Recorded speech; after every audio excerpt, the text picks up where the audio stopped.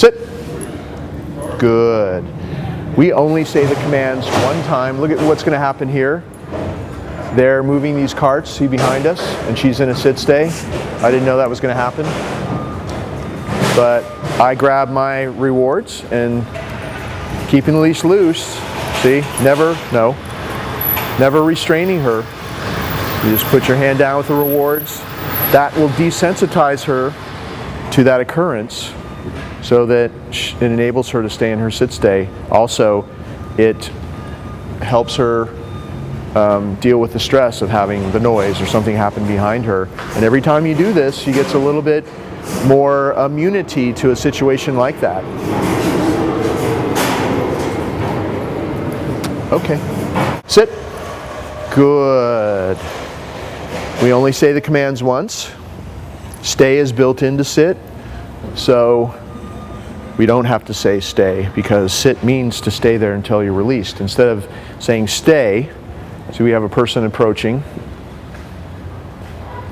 Good. She's turning away from that person, and I'm treating her for doing that. I'm rewarding her. That's her payment for the right behavior. Good girl.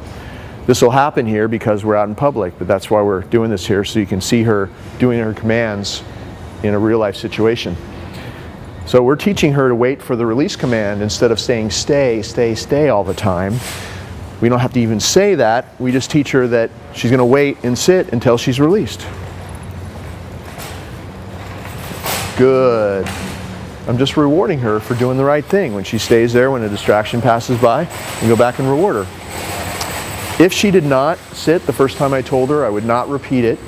I would have just pulled up with a little bit of pressure, not jerking, not popping, not hanging her, pulled up with a little bit of pressure and her butt would have gone down. Worst case scenario, I might have had to take the leash with my right hand like this and then ease her butt down with my left, but it's very rare that you'll have to do that because she's got a really good sit stay now.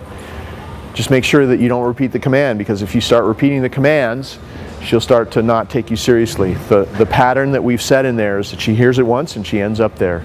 So make sure you're not repeating anything, and you'll start getting much better behavior out of her. And she is waiting for me to come back, and if she ever gets up before you release her, you just say no and you just put her back. But she's waiting for me. Good. See how she looked at that person and then she looked back at me and I rewarded her. She's waiting for me to come back and release her.